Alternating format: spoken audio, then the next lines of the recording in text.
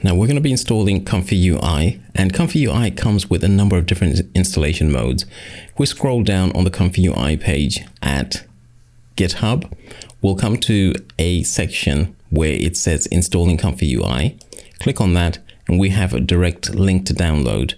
This allows us to download a 7-zip file, which we can then unzip, and then we can use that to install ComfyUI. It's sort of a one-click installer. So you can come here and click here and it will start the download. It's about 1 to 2 gigabytes.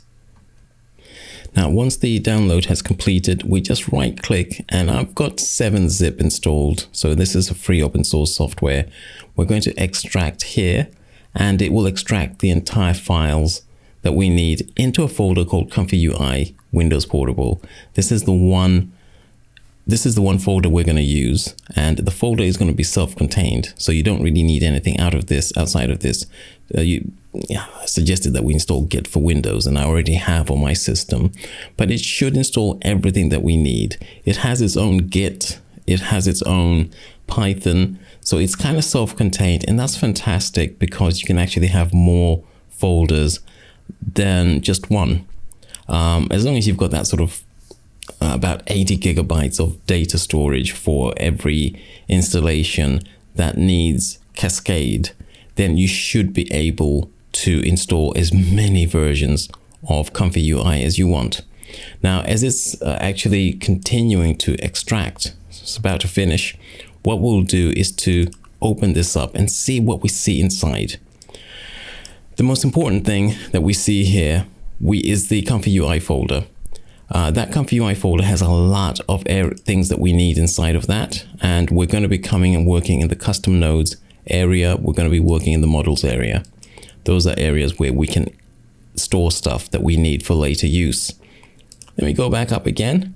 There are 2 files that we need to run. One is for the CPU. We're not going to be running that because that one is actually just for the CPU. Another one is for the GPU, the NVIDIA GPU.bat. That is going to activate the installation for NVIDIA. Now that may take a bit of every time you run one of these files, it may download some stuff that it needs from GitHub or other websites. But before we actually do that, we need to install something inside of the models folder. So if we come here, go into models, and then open up a folder called checkpoints, we need to deposit something there before we run the NVIDIA.bat file for the first time. Now on civitai.com, we're going to come to the DreamShaper page and we're going to download version 8. So just come here, click here and download the model safe tensor. This is a 2 gigabyte download, and this guy here will allow us to download a file that we can put inside the models directory. Now I've downloaded DreamShaper 8. And we're going to paste it here. Now, DreamShaper 8 is a safe tensor. It's a model for Stable Diffusion. We're not going to be using it except to have it here because ComfyUI needs to have one of these files here, one of these checkpoints here, in order to install properly. So once we've got this inside of the checkpoints folder, we can go back to the home folder for ComfyUI, and we can run the NVIDIA GPU.bat. I'll double click on that, click on run, and it should start the process of actually installing ComfyUI.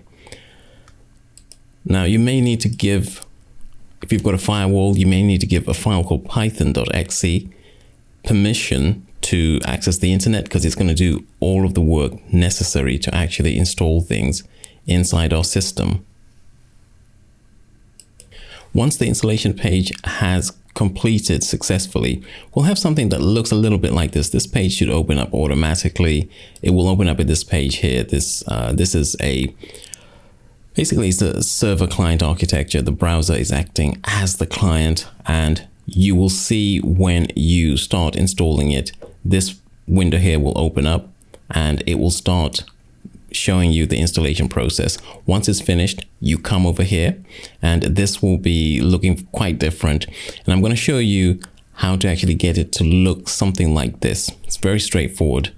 And also we'll maybe discuss what to do if you experience any problems, or what problems look like if you experience them once you have started to begin the process of installing ComfyUI.